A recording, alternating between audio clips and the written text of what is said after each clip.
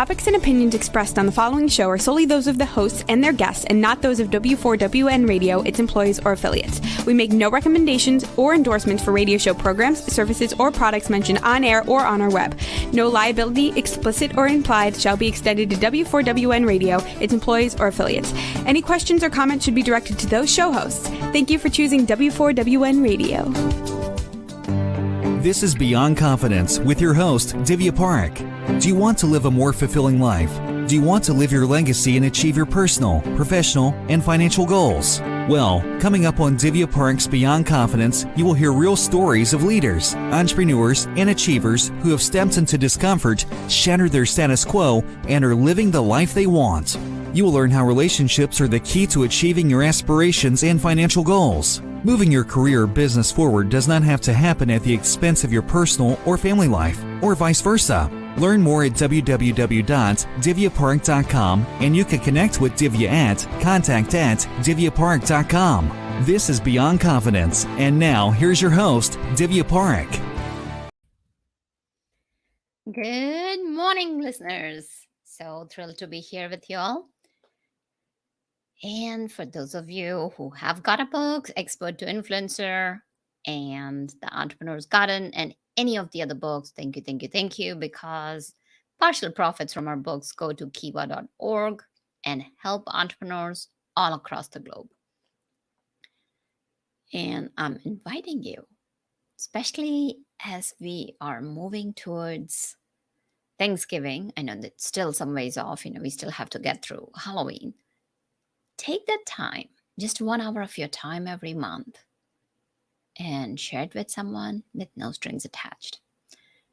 And also, Jeannie, thank you for reaching out to us and sharing how your medical bills impacted you being an entrepreneur and how it really impacted not only your personal life, but your business. And that's the whole reason we have brought our guest today. So without further ado, let's invite your guest. Welcome, Dr. Virgie Bright Ellington. Good morning, Divya. Thank you for having me. Oh, it's a pleasure. So let's begin at the beginning. When you were a child, do you recall playing doctor or having an inkling that you were going to grow up and become a doctor? Yeah. So you know what, Divya, I'm going to be dating myself here, but I was born and raised and pretty much raised in the Detroit area. And that was during the time that the auto industry, which, the big three, GM, Chrysler, Ford, that's where, Motor City, Detroit, right? So during this time, they were doing a lot of layoffs. The automotive industry totally transitioned in the late 70s. And I remember going to, I would commute in with my parents. They would, my mom would drop my dad off at work. My mom would drop me and my brother off at school, and she'd go to work. And so we would have to commute, even though they worked in Detroit still, we had moved out to a rural area and had to commute in. And my dad always listened to the news, the whole time, right? And I would hear all these stories about these people getting the massive layoffs. It was a big paradigm industry shift, period, for the whole country, but definitely for the Detroit area. And I remember hearing these stories. I was 9 years old. And I remember hearing these stories about these people getting laid off. And I thought, oh my gosh, these people, they have families. What are they going to do? How are they going to eat? What are they going to do? And right then and there, I thought, you know what? I'm going to have to think of something when I grow up, what I'm going to do that no matter what, someone's always going to need me. I can't get laid off. And I thought, okay, well, what happens no matter what in life? You get sick, and then eventually you die. Even if you never get sick, eventually you'll die, right? And I thought, well, no, I cannot be a mortician because I don't want to be sad all the time. I'll be crying all the time. You're around sad people, it's sad, no way. I thought, okay, well, I'll have to become a doctor. And I thought, no matter what, even if there's no money, people will pay me with like pies or with like lobsters or food. So that's where my mind was. We'll work for food. We'll operate for food. That was I swear as a little kid, I had a relative who said, Virgie has a one-track mind. I mean, all she thinks about is food. But anyway, that was decision I made. If there's no money, at least I know that they'll pay me in pies. So that's what did it, Divya. And then fast forward, when I was 14, I wanted to work, get out of the house. And again, we lived in a rural area. There wasn't a lot of things to do other than like working at a, fast food place or something. But my mom needed to, I was only 14. And in that state at that time, you had to be like 16 to get your working papers to be able to work. And my mother would not lie for me and say I was 16. So I had to think of something to do to get out of the house. And the only thing I could do was basically be a candy striper. And so I ended up being a candy striper at this nursing home.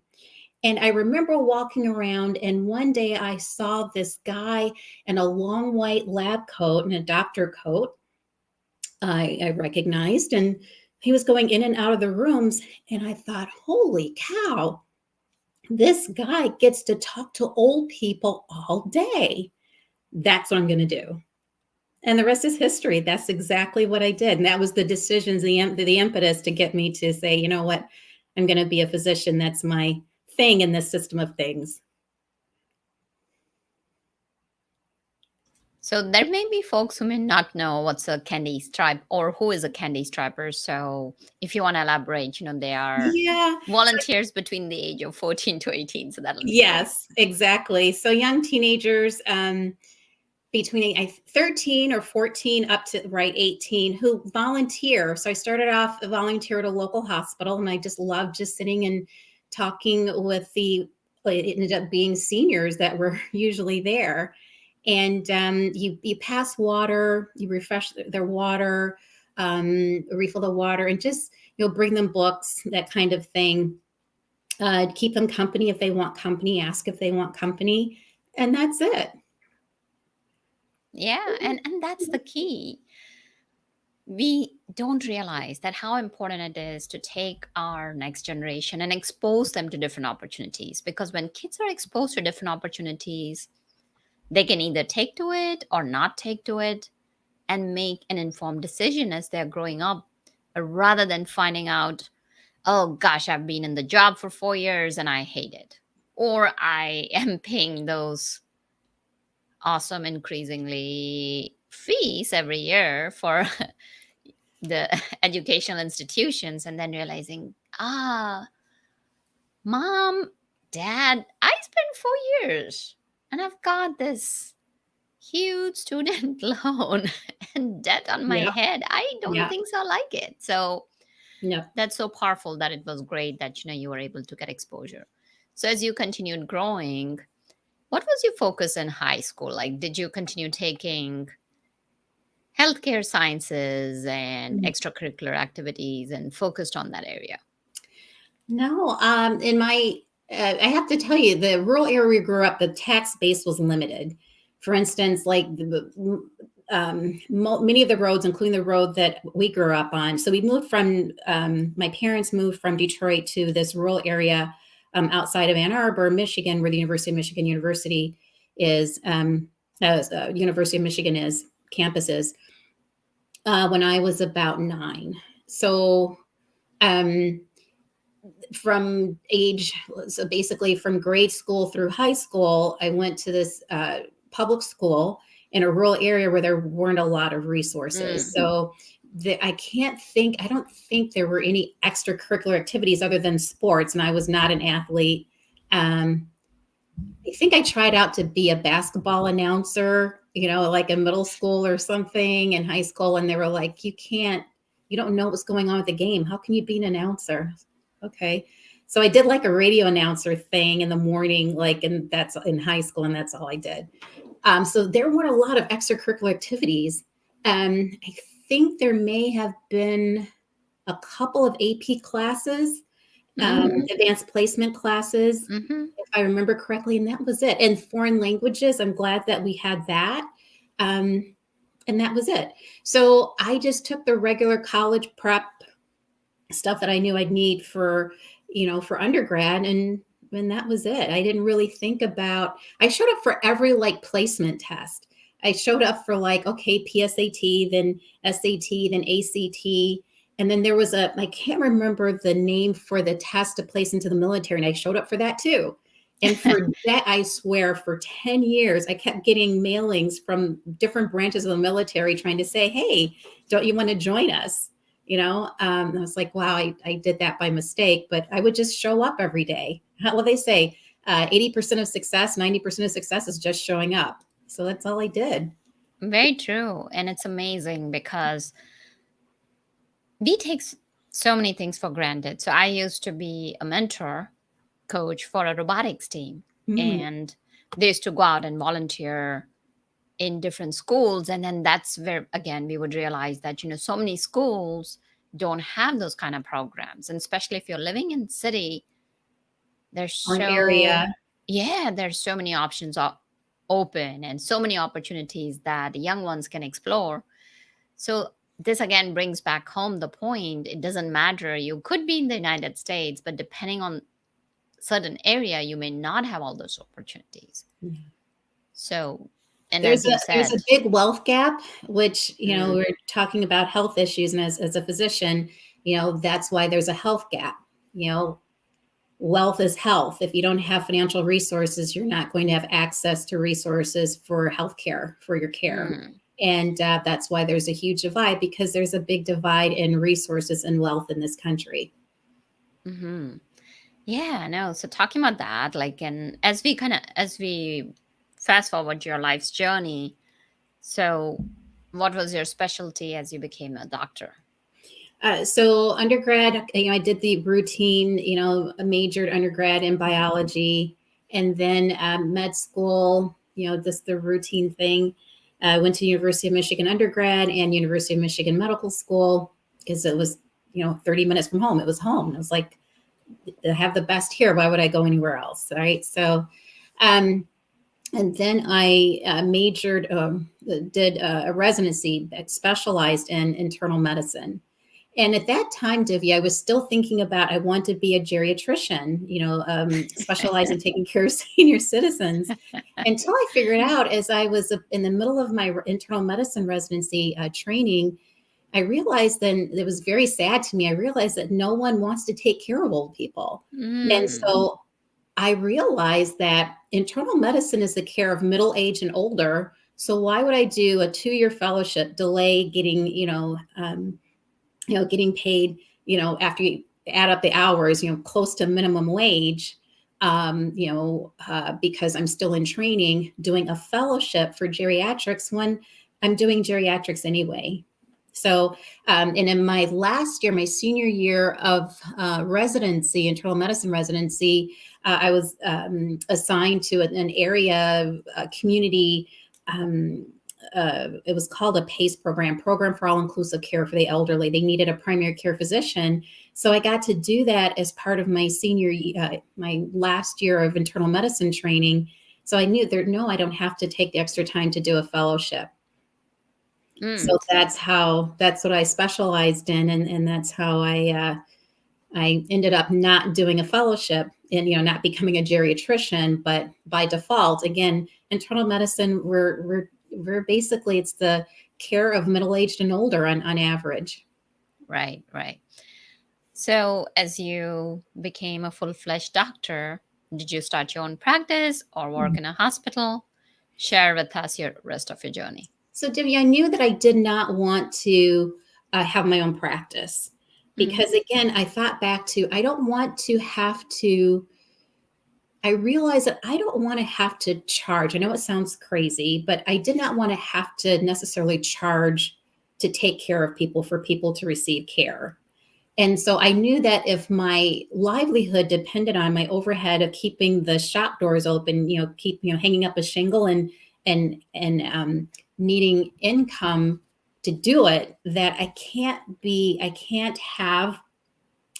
self-employed in terms of having a private practice. So I knew I always wanted to be an employed physician, and that would mean being affiliated with a medical center or hospital system that actually sets up practices, that have practices affiliated with them. And why they would do that, put all the expense into setting up a practice and then hiring the physician to staff it, outpatient practice, and hiring a physician to staff it, is because they know when those patients need to get admitted, they're going to get admitted to their facility.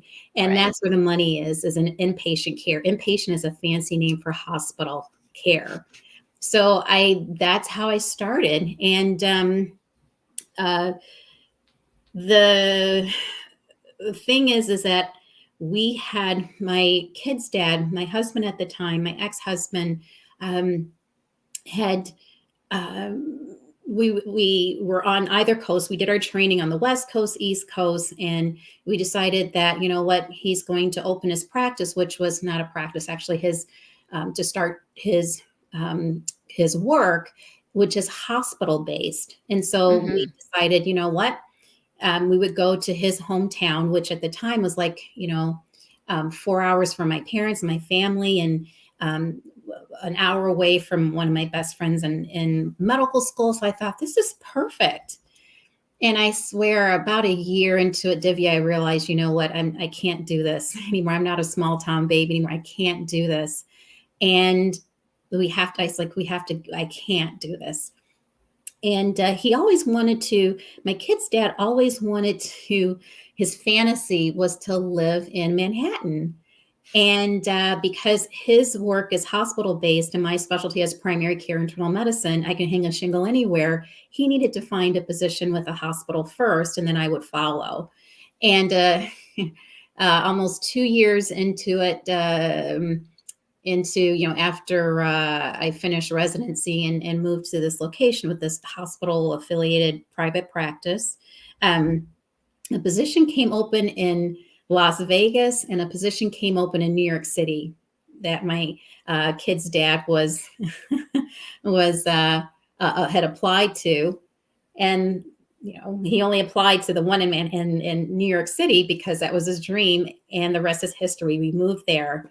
But in order for me to find a position, I ended up finding a position working with the opposite of what I'd been trained to do and was interested in doing at the time, which was NYU had a student health center, right? So when their students, faculty, and staff need care, urgent care and that kind of thing, and just routine care, there's a student health center. And so my internal medicine training also included some psychiatric training, because there was a inpatient psych facility that was part of the hospital where I trained. So we ended up doing a lot of training there and became familiar and comfortable with psychiatric medicines, medications and things, and psychiatric care. And so there was a posting for a primary care physician with the NYU Student Health Center, but with a focus on eating disorders. And because I had done a little bit of that, with the psych issue, the rest is history. So I applied there, and it was the complete opposite. It's basically you're dealing with adolescents, right? With college student health. And I met, there were some faculty and staff, but mostly, students, grad students. And that's how I ended up just doing a complete 180 pivot from where I'd been trained. And then after being there for 7 years, I left. My oldest son was born, and I knew that, this is getting back to your original, I think, the beginning of your question, Divya, which was, I knew that I did not want to make my livelihood taking care of patients. I knew that I had to have a side business, something. And I also needed to have a flexibility to be able to work from home or have flexible hours once I, had a family, once I had young children or had children. And so I ended up, after taking a break, after I have two boys that were born 18 months apart, I realized, I've got to do something. But I can't go back to seeing patients one after another, being trapped inside and not being able to have a flexibility being with my kids. So I started a business, and then realized about 2 years after starting the business, a few years into starting the business, it's actually more than a couple of years. Divya, what happened is I started this side business, which was essentially personal care product development. So we had a launch product. Our launch product was something that helped people prevent razor bumps, which is ingrown hairs after you shave. And that's something that happens a lot, and particularly in people, the curlier your hair is, the more likely it is to happen, but it can happen with pubic hair, which can be very curly. So that was what my plan was. Okay, we're going to do this. I'm going to run this company, and that's what we're going to do. And Divya, So as you kind of moved forward, what got you into looking at the medical bills? yeah, so that's what happened. I realized, unfortunately, my father passed away suddenly, unexpectedly, when we Sorry had to hear launched that. this book, and that was supposed to be a marketing tool for the product. And I realized, just a lot of life changes happening. They have insights you didn't see before. And I realized that I needed to be head of household, that my marriage needed to end, and I needed to be head of household with that realization. So I had to get a real job, Divya, with benefits, because I was going to be head of household. And I needed to provide for my kids, right? And medical care, Right. insurance, health insurance. So that's how I ended up with the health insurance industry. And that's how I got into finding out. Basically, I thought, I had a 360-degree view of the U.S. healthcare system after being on the provider side, and then 10 years as a healthcare insurance executive. And I thought I'd seen everything, had a whole perspective, Divya. But it wasn't until I became a patient and I had been admitted to the hospital for emergency surgery. And as I was recovering, my roommate and I would talk, and I found out that she had been taken advantage of by the hospital's billing department at her last hospitalization. On her day of discharge, she was told that the billing department rep came in and told her that before you can leave, you have to sign an agreement saying that you will pay for the bill that your insurance does not cover. Well, Divya, I tell you, the curtain dropped. I read, I was enraged because I knew that she was a very modest income family. She wasn't able to work. She had very young kids who weren't in school yet, so she wasn't able to work outside the home yet. And her husband worked at a 24-hour diner, so very, very modest income. I knew that she had signed away her family's financial future. So now let's backtrack a little bit. Like nowadays, if you are in the ER, they make you sign anyway before they will give you. So we can talk about that. We can talk about what you're going to do in that case. Yeah. So that's, Divya, frankly, that's how Crush Medical Debt was born, because I thought, you know what, Virgie, don't get angry, do something, get and do something. And that's how Crush Medical Debt was born. So tell us, you talked about the situation that she was being asked to sign after the care was delivered, I think. So now, as you kind of go in, they do ask you for your insurance card. And if you don't have it, they have you fill out the forms. So I'm assuming that they're having you sign the form that you are responsible for the care delivered. Yes.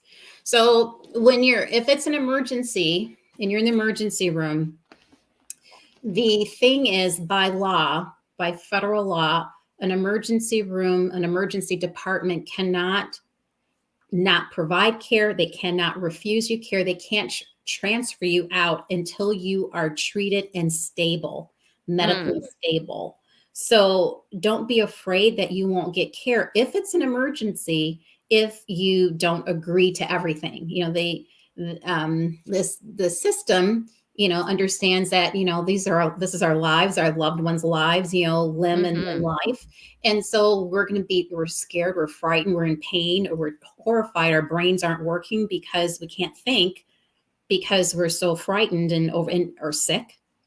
And so, or barely conscious. So yeah, you're not going to, we're kind of trained to think, okay, we'll sign anything. And they know that, the system knows that. So what you're going to, what you're going to do is understand that you don't have to agree to Everything. everything, the fine print, whatever is there, just because you need emergency care. So this is what you're going to do. When you go into the emergency room, they're going to ask you to sign this, sign that. Now, since post-COVID, I'm going to make a caveat. Post-COVID, instead of giving you forms, they have you sign a signature pad, and they say this is what this is what you're signing. So it's just a signature pad, a metal bar with the stylus that's connected to the cashier's or the hospital representative's computer, and that's it.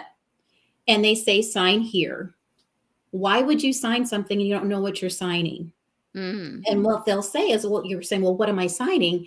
And now post-COVID, behind the barrier and behind the mask, they will say something like, well, this is sign here. And if you can understand what they're saying, they'll say, well, this is just saying you agree to pay, for the services that you receive. Right. Right. But you don't know what you're signing. And so in the going forward, if you sign what you haven't read anything can be attached to that signature in the system. Right. Right? So what would you recommend people do? Exactly. You've given that medical center, medical hospital system, that emergency department, seriously, literally a blank signed check. So this is what you're going to do. You're never, ever going to sign one of those signature pads. You're going to ask for the information. It doesn't matter what they tell you. Oh, it's just for COVID precautions. Oh, it's just for privacy. Doesn't matter. Anything that they never sign anything, tell them, I'm sorry, I can't sign anything. I need you to print it out for me. It doesn't matter how sick you are, how many people are behind you in line. It doesn't matter. You're going to wait for them to print that out. And what you're going to do is go to the part where it says, it looks like I don't want people think that it's too complex to make sure that they have to read everything to make sure they're not getting taken advantage of and overpaying for their medical care. No, just look for something where it talks about financial. If you see finance or something in there, or payment or billing or invoice, something like that, that's the area that you're going to focus on. Write a big X through it and put your initials, and then write in, I agree to pay Medicare rate. That's what you're going to write. Now, there are some people that do this work, meaning helping people who struggle with medical bills and doing medical financial literacy, who say, well, 2 times Medicare rate. I'm like, you know what? If it's good enough for the federal government, it's good for me. And it's a place to start. I say, write in, I agree to pay Medicare rate. Okay, that's very powerful, because that's what you're going to do. So you don't have to take the time to think, oh my gosh, I left my glasses. I left my glasses. I can't see what I'm reading. Have the person who brought you to the emergency room read it for you. You're not going to sign that bar, and you're going to print out everything and look for the financial section where they talk about finances, X it all out and say, I agree to pay Medicare rate. They are not going to, I guarantee you, the physicians, those of us who are providing the care, we don't know.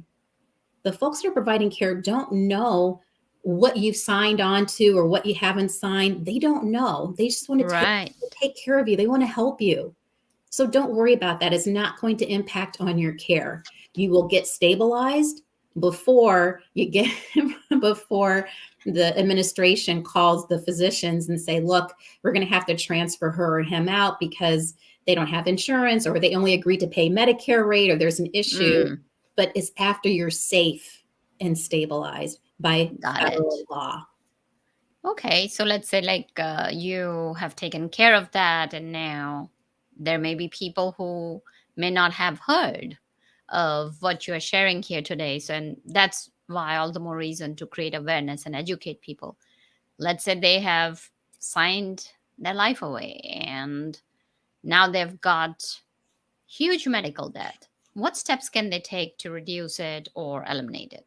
So this is what we're going to do from now on, going forward for the rest of our lives. Everyone who can hear my voice from now on, whenever you get a medical bill, wherever it's from a hospital, from transportation, emergency transportation, meaning ambulance bill, services bill, outpatient physical therapy, from now on, you're going to apply the 3 steps of the only right way to pay a medical bill.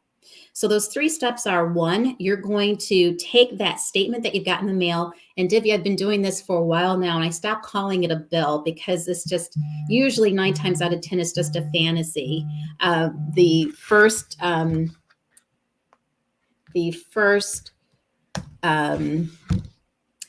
statement that you get is not usually 9 times out of 10 a real bill. It is something that the system is hoping that you'll get tricked into believing is a real bill, so you'll pay it. It's a fantasy. It's a wish. You're going to call the bottom of that. They usually have billing department questions, or if you want to make a payment plan, call here. You're going to call that number, but you're calling to say, I would like a statement or a bill with, and this is the key, CPT codes. CPT codes are to medical service in the United States, are what barcodes are to products in a store. So just like every product in a store has a barcode on the service, in this case, in a store products that they offer, same thing with every single medical service that's provided in the United States has its own barcode, which is a CPT code.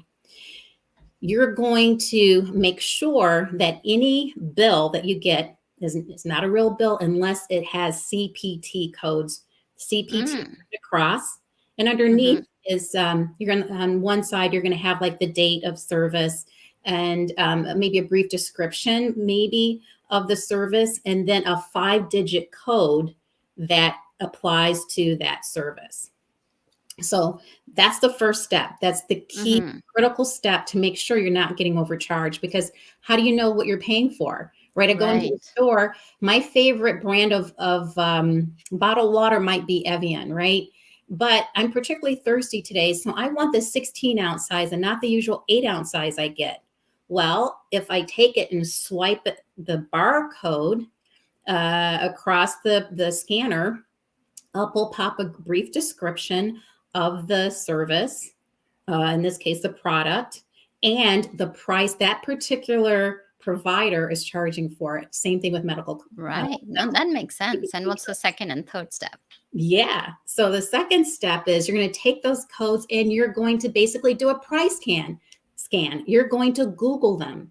You're going to put in that code. So general example, CPT code 99213 is a description of a type of outpatient office visit.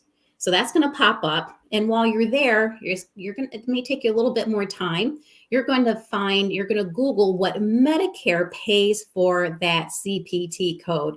You're going to do that for each CPT code that you have on that bill. And then step 3, that Medicare rate, that Medicare price for each of those services, you're going to take them, total them up, and call back in step 3, the medical billing department, the medical facility billing department, patient accounts department, and say, the folks that you called to get the right bill in the first place with CPT code, you're going to call them back and say, look, you know what, in my case, I know this bill for my emergency hernia surgery was $10,000, but in my case, it's $3,000, and this is what I'm willing and able to pay. But I can only afford $50 a month. I need, number 1, an interest-free, and 2, payment plan that I can afford, which is unfortunately only $50 a month. That's what you're going to do. Now, people will say, it's going to take me forever to pay only $50 a month in these, 4 or 5-figure bills. Yeah, it will. And you have to stay in your budget. I always tell people, prioritize your shelter, healthy shelter over your roof over your head and that of your family, and a way to be able to make income, to be able to take care of you and yours. So transportation, medical care comes last in terms of in order priority of your resources that you're going to spend. Because if you overspend, let's say, I only have $50 a month wiggle room at best in my budget for this bill, and even though it's going to take me 5 years to pay it off, 60 months to pay it off, well, if I try to stretch it to 100 and then I miss a car payment, or Mm, then I can't, is a spiral that just goes downhill. So definitely. So, Virgie, a couple of questions that are coming to my mind as we come to our end of the show is that you mentioned that, okay, get the CPT codes, total it up. Now, what if the billing department says that we are not willing to accept your total? How mhm. can people go about and convince them? Oh, excellent. Thank you for asking that. So let me tell you why. Let me back up. They will say that. They'll say, you know what? If everybody paid just the Medicare rate, we wouldn't be able to stay in business.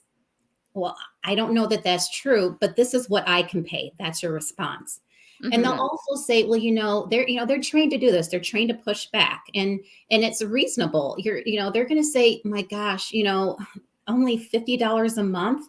Can you do 100? Can you do, 150? Because it's going to take us forever to get paid. Oh, this will take years. Yeah, it will, but this is all I can do.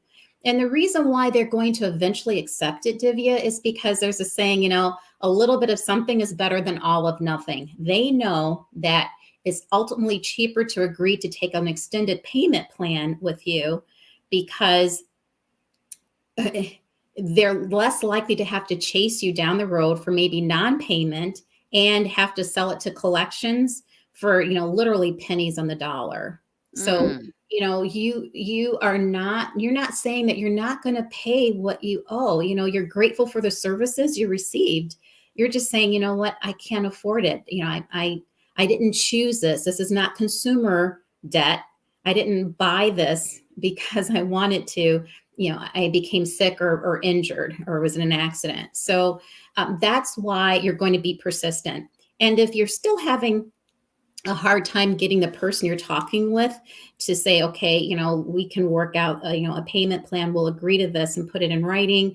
I always tell people, don't ask close-ended questions. Never ask a question that can be answered by yes or no, because that's how hmm. people lie to you, right? Right, right. Um, And so you're going basically, to open, you're going to ask an open-ended question. Who, what, when, where, right? Who can I got speak it. with? Who can help Yeah. me? Hmm. Who may be able to help me with making a payment plan or making this payment plan? Who can I And speak to? Not, right, right. not is there somebody I can speak to who can help me? Meaning, Yeah. and you're not going to say, well, I want to speak to your manager, your supervisor, right? That's just a way to get them to shut down. Hmm. So the person And you're going to say, who can I speak with, or how can I speak with someone who's able to help me be able to come up with this payment plan that I can afford? mhm. And what if, very quick and short answer to this? You mentioned about that going on a payment plan without paying an interest. Why would it be in a hospital's interest to give you that? Again, so they don't have to chase you down the road. So they're doing what's called medical credit cards. You may have heard about them, and they're Hmm. 0% interest for the first 2 years. Well, if you can't make all of those payments, you can't pay the whole $3,000 in 2 years. That means the interest goes up. And if you miss a payment, that definitely goes on your credit report. And when your credit report score gets lowered, then that means your car insurance rate goes up. Anything that you need, even getting a job, unfortunately, they look at your credit score.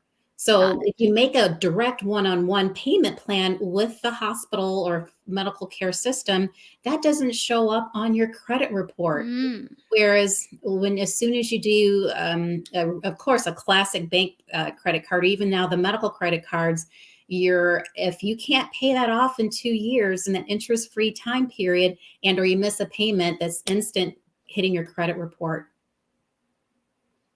Well, very valuable information. And I'm sure regardless whether you're an entrepreneur or whether you're a professional, this is something that I hope you never have to use in your life, because I wish each and every one of you good health and a wonderful life that you all deserve. And yet at the same time, it's important to have a plan in place if something like this happens, rather than just kind of keeping our heads in the sand like an ostrich and thinking, oh, this is not going to happen to me. So thank you so much, Dr. Virgie, for a great episode, sharing so much information, very valuable information. If people wanted to reach out to you, where they can reach out? You can reach me at Virgie, Virgie, at Crush Medical Debt. And you can also find me at crushmedicaldebt.com. Absolutely. Would you like to share any quick last words with our audience? Sure. Without medical financial literacy, there is no financial stability in your family. And, consumer debt is not the same thing as medical debt. So don't feel badly if you get a medical bill you can't afford. Remember to apply the 3 steps of the only one right way to pay a medical bill. Save yourself sometimes tens to hundreds of thousands of dollars, and save your financial life and that of your family. The crushmedicaldebt.com site, if you go there, you can download a copy of the 3 steps of the only one right way to pay a medical bill. Oh, fantastic. Thank you for joining us, Dr. Virgie. And thank you, dear audience, for joining us, because without you, our show would not be possible. And just like Jeannie reached out to us with her questions and we were able to bring you the expert that she needed, reach out to us with any questions you have, because we are here to support you live the life you want. So until next time, be well, take care, and thank you, Juan, for all the technical support. All right, take care, folks. Bye-bye. Thank you for being part of Beyond Confidence with your host, Divya Parekh. We hope you have learned more about how to start living the life you want. Each week on Beyond Confidence, you hear stories of real people who have experienced growth by overcoming their fears and building meaningful relationships. During Beyond Confidence, Divya Parekh shares what happened to her when she stepped out of her comfort zone to work directly with people across the globe. She not only coaches people how to form heart connections, but also transform relationships to mutually beneficial partnerships as they strive to live the life they want. If you are ready to live the life you want and leverage your strengths, learn more at www.divyaparekh.com. And you can connect with Divya at contact@divyaparekh.com. We look forward to you joining us next week.